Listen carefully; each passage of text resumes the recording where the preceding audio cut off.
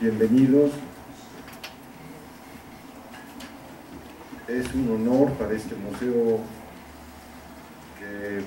puedan acompañarnos para la presentación de la obra. Y quisiera, en nombre del museo, decirles lo importante que es para nosotros que se pueda presentar esta reedición de Mi vida, del autobiográfico de León Trotsky.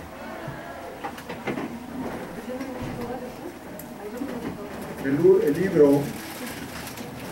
pudo llamarse, como lo llevó a pensar Trotsky, Medio siglo, sin dejar de ser más correcto, ¿no? No obstante, los primeros editores nos lo hicieron conocer como un libro. Debieron estar en el autor otros pensamientos que nos indicaban de manera más certera que la vida de un hombre es a la vez sus circunstancias. Desde que lo pensó y escribió, las modalidades o estilos de concebir la vida cambiaron, sin poder mejorar la definición, no de manera evidente, hasta hoy. Desde entonces, no sabemos mucho más qué es la condición humana, aunque tengamos una interpretación de moda más perversa de ella que cuando Trotsky pensó que esta obra debió llamarse Medio siglo. Mi vida, intento autobiográfico, nombre tradicional ya de la obra, para los no conocedores, puede llevar el título de cualquier biografía contemporánea en la que lo que menos cuenta son los contextos de las relaciones que este personaje haya creado, y por ello realcen o depriman sus esfuerzos e inteligencia para vivir y compartir su tiempo,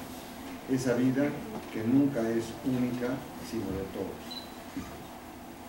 Medio siglo hubiese, desde su título, expresado mejor, y a Trotsky también, como lo aclara Graciela List en esta nueva y excelente edición, que su intención no era relatar su vida personal aislada de los hechos sociales, lo que hubiera sido imposible, sino reflejar los grandes eventos de ese periodo, el cambio de época, el surgimiento del marxismo en Rusia, las luchas ideológicas en la Segunda Internacional, la Revolución Rusa, la fundación de la Tercera, el surgimiento de la burocracia estalinista y su lucha contra ella. En otras palabras, quizá de manera más sutil, darle un propósito al nombre de la obra que incluyera lo que es ese flanco esencial de la idea del socialismo,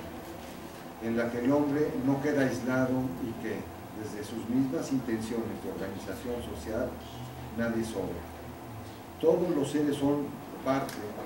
de una honesta y objetiva unidad humana que solo puede ser perturbada y hasta pervertida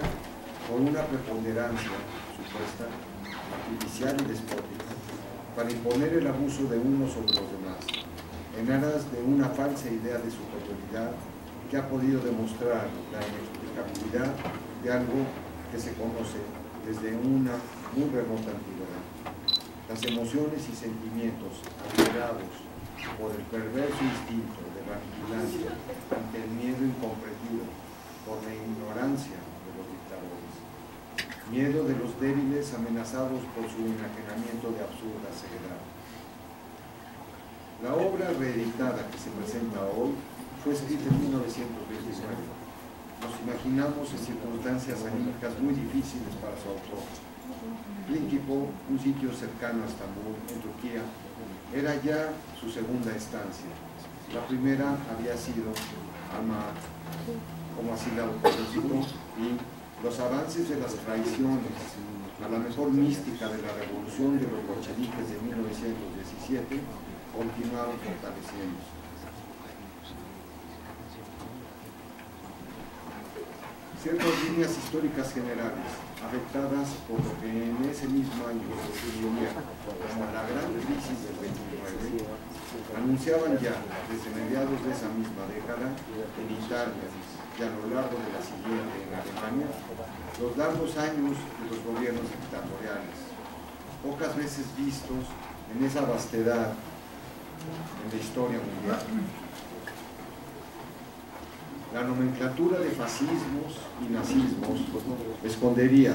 estratégicamente por parte de los países occidentales que ya en guerra se conocerían como los aliados,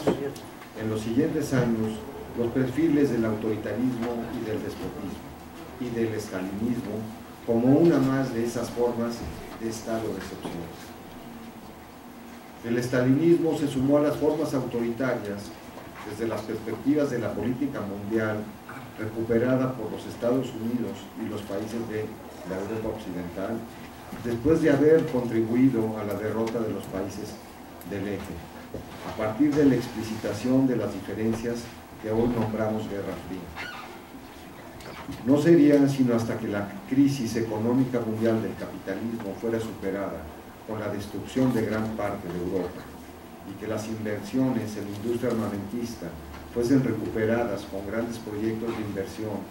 de reconstrucción en las regiones de escombros dejadas por la guerra, por ejemplo, el Plan Marshall, que la crisis del 29 fuera superada. Es una mentira que el New Deal de Roosevelt haya sido el inicio de la salida de esa crisis, tal y como lo es hoy la interpretación de la sucesión de pequeñas crisis superadas, una tras otra, desde hace ya más de 30 años. Es desde entonces la misma gran crisis en sus diversas etapas, la que está siendo ocultada, con el apoyo de los corporativos de la información, por parte de los organismos económicos mundiales, Fondo Monetario Internacional, Banco Mundial, y los gobiernos comprometidos por sus grandes deudas al sistema mundial de los bancos. Lo que sabemos es el capitalismo financiero. Hacemos la aclaración anterior para poder explicar que la obra que se presenta anunciaba los hechos anteriores desde los mismos años 20 del siglo pasado, que Trotsky, a través de un ensayo de vida, la propia, siendo observada en sus dimensiones de relación social en sí misma, nos adelantó no solo a la historia económica del capitalismo en el siglo XX, sino, y fundamentalmente, aquella para enriquecer el análisis de las formas que la política del capitalismo encuentra para sostener su sistema de ganancias económicas. Una trágica, la del autoritarismo llevado a sus extremos más sofisticados y descarnados. La revisión que se presenta hoy guarda la fortuna, para bien y para mal, de ser heredera, en cuanto a su traducción original, de la primera edición en español, la de Wenceslao Roses de 1930, publicada por el editorial Zenit, el mismo traductor comunista de la primera versión en español de El Capitán de Karl Marx.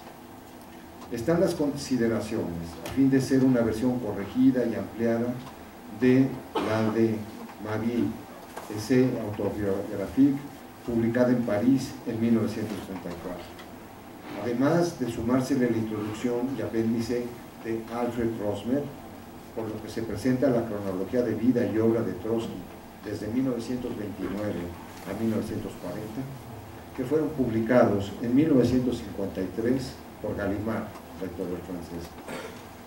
Todo esto y otros escritos de Trotsky, anteriormente dispersos y en otras lenguas, como el Testamento de 1940 en su versión inglesa,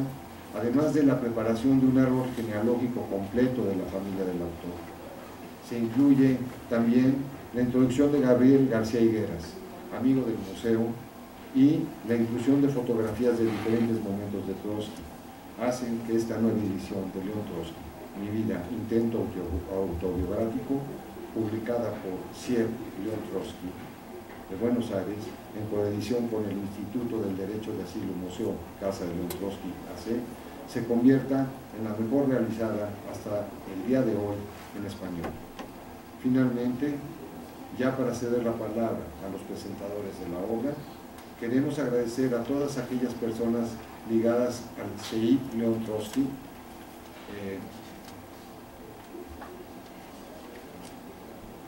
que viven en México y en Argentina.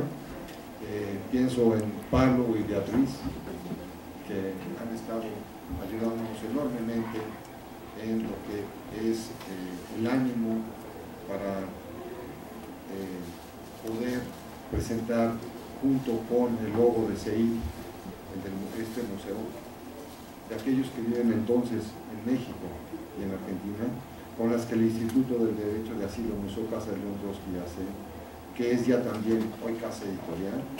su generoso acercamiento y la oportunidad de poder participar con ellos en tan noble proyecto editorial,